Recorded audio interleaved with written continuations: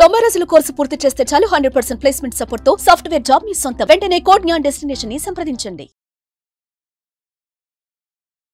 నమస్కారం అలగరి రవీంద్రనాథ్ గారు. నమస్తే అండి సిరి గారు. సార్, ఉమ్మడి ఆస్తిలో ఒకరి పేరు మీదే రిజిస్ట్రేషన్ చేసుకుంటే మిగతా సోదరులు ఎవరైతే ఉంటారో వాళ్ళకి ఈ ఆస్తి పైన హక్కు ఉంటుందా లేదా, దీని గురించి చట్టం ఏం చెప్తుంది, దీనికి సంబంధించిన లేటెస్ట్ అప్డేట్స్ ఏంటి సార్? ఇక్కడ ఉమ్మడి ఆస్తి అన్నది ఆ ఆస్తి తన తండ్రికి ఏ రకంగా సంక్రమించింది అనే దానిపైన ఇది ఆధారపడి ఉంటుంది.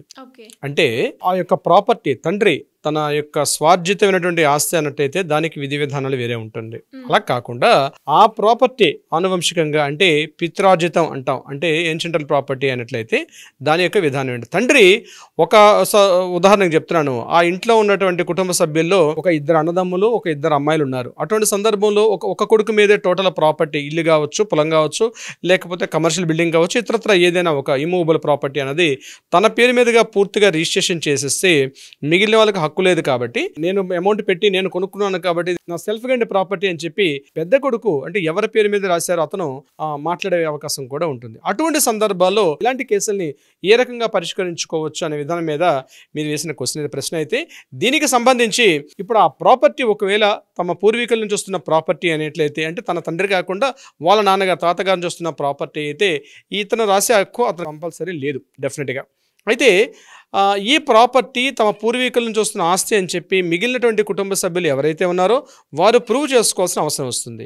ప్రూవ్ చేసుకొని కోర్టు ముఖంగా వాళ్ళు తప్పనిసరిగా ఈ యొక్క ప్రాపర్టీ ఏదైతే ఇమూవబుల్ ప్రాపర్టీ ఉందో, స్థలం కావచ్చు, ఇండ్లు కావచ్చు, లేకపోతే ఇతరత్ర ఏదైనా ఇమూవబుల్ ప్రాపర్టీ అయితే ఇది వాళ్ళకి ఎలా సంక్రమించింది, మా నాన్నగారికి వాళ్ళ నాన్నగారి నుంచి వచ్చినటువంటి ప్రాపర్టీ కాబట్టి ఒకరి పేరు మీదుగా రాసేయడం చట్ట విరుద్ధం. కాబట్టి హిందూ సెక్షన్ 1956 ప్రకారం ఇది తప్పనిసరిగా మిగిలిన వారికి కూడా హక్కు ఉంటుందని కోర్టులో క్లెయిమ్ చేసుకునే అవకాశం అయితే ఉంటుంది. ఎప్పుడైతే కోర్టులో బలమైన సాక్ష్యాలుగానే మనం నిరూపణ చేసి ఈ ప్రాపర్టీ వాళ్ళ నాన్నగారి నుంచి వచ్చినటువంటి ఆస్తి అని చూపించగలిగితే అది మిగిలిన వారికి కూడా కోర్టు ఆ డీడ్ని కూడా క్యాన్సిల్ చేసి మిగిలిన వారికి కూడా ఇచ్చే అవకాశం ఉంటుంది. కానీ ప్రధానంగా గుర్తుపెట్టుకోవాల్సింది ఇక్కడ ఏంటంటే ఆ ప్రాపర్టీ అతనికి తమ పూర్వీకుల నుంచి వచ్చినట్టుగా చూపించుకోవాల్సిన అవసరం వస్తుంది. ఇక నెంబర్ 2 కేసు విషయానికి వద్దాం. ఒకవేళ తండ్రి తన సెల్ఫ్ గైన్డ్ ప్రాపర్టీ అయినట్లయితే తన సెల్ఫ్ గైన్డ్ ప్రాపర్టీ ఒక కొడుకు పేరు మీదుగా రాసిచ్చేసి మిగిలిన పేరు మీద రాయకుండా తను చనిపోయిన పక్షంలో ఆ తండ్రి చనిపోయిన తర్వాత ఈ పిల్లలు ఎవరైతే ఉంటారో సోదరులు కావచ్చు, సోదరిమణులు కూడా కావచ్చు, ఇది మా నాన్నగారి చేత బలవంతంగా రాయించుకున్నాడనో లేకపోతే ఈ ప్రాపర్టీ మా నాన్నగారు సాధించుకున్నప్పుడు కూడా మాకు కూడా హక్కు ఉంటుంది అనే విషయం మీద కూడా కోర్టుకు వెళ్ళి ఇది ఆ నాన్నగారి ఆస్తి కాబట్టి తప్పనిసరిగా మా నలుగురికి కూడా దీని మీద హక్కు ఉంటుందని చెప్పి అలా రాయించుకునే అవకాశం, అంటే దాని మీద కోర్టు మీద బలంగా మనం సాక్ష్యాధారాలు సమర్పించుకోగలిగితే వారసత్వ హక్కు చట్ట ప్రకారం కూడా ఆ ప్రాపర్టీని కూడా నలుగురికి కూడా హక్కు పొందే అవకాశం కూడా ఉంటుంది. ఇక్కడ మళ్ళా గుర్తుపెట్టుకోవాల్సింది ఆడపిల్లల విషయానికి. ఆడపిల్లలు పెళ్లిళ్ళైనా పెళ్లి కాకపోయిన ఆడపిల్లలకు కూడా ఒకవేళ పెళ్లి సందర్భంలో ఆమెకి ఖర్చులు కానీ కట్న కానుకల రూపంలో ఇతరత్ర ఏదైనా ఖర్చులు పెట్టి పంపించినప్పుడు కూడా ఆడపిల్లలకు కూడా దీని మీద హక్కు ఉంటుంది. ఆ సెల్ఫ్ గైన్డ్ ప్రాపర్టీ నాన్నగారు సెల్ఫ్ గైన్డ్ ప్రాపర్టీ అయినప్పుడు కూడా నాన్నగారు మరణించిన పక్షంలో ఆ ప్రాపర్టీ మీద వీరికి అవకాశం ఉంటుంది. అయితే ఇక్కడ మరలా 3వ ప్రశ్న ఉదయిస్తుంది. నాన్నగారు బతుకున్నప్పుడు రాసేస్తారు కదా ఆ ప్రాపర్టీకి, మరి నాన్నగారు ఇప్పుడు చనిపోయిన తర్వాత వాటిని క్లెయిమ్ చేసుకోవచ్చు అని కూడా ఒక క్వశ్చన్ రైజ్ అవుతుంది. నాన్నగారు బ్రతుకున్న సమయంలో రాసుకున్న ప్రాపర్టీ ఒక కొడుకుని అయితే ఆ ప్రాపర్టీని ఏ రకంగా ఆ కొడుకుని రాశారు అంటే ఒక కొడుకు మీద ఎందుకు రాసిన విషయాన్ని కూడా క్లెయిమ్ చేసుకునే అవకాశాన్ని కూడా అడ్వకేట్ ని సంప్రదిస్తే దానికి కూడా కావాల్సినటువంటి పరిష్కారం కూడా ఆయన చెప్పే ప్రయత్నం చేస్తారు.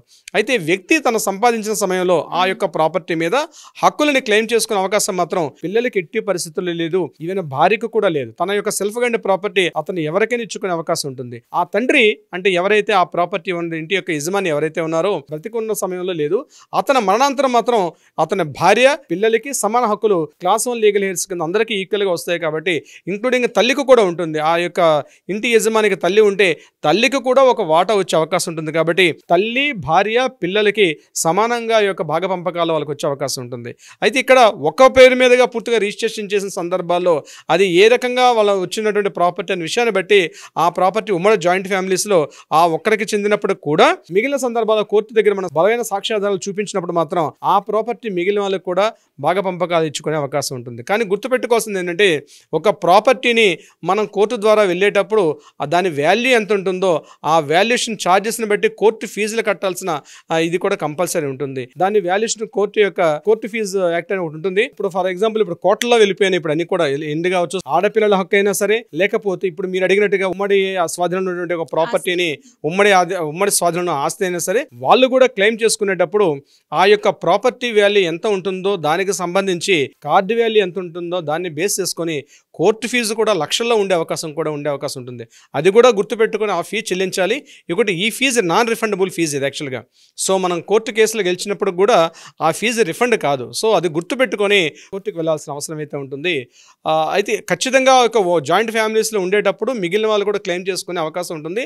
అది వంశపారంపర్యంగా ఆనువంశికంగా వచ్చేటువంటి ప్రాపర్టీ అయితే మాత్రం వాళ్ళకు ఉంటుంది. అది పట్టా పుస్తకాలు అంటే ఎకరాలు ఉన్న ల్యాండ్ అయినా సరే, లేకపోతే సేల్ డీడ్ చేసేటప్పుడు కూడా ఇటువంటి సందర్భాల్లో ఉండే అవకాశం ఉంటుంది.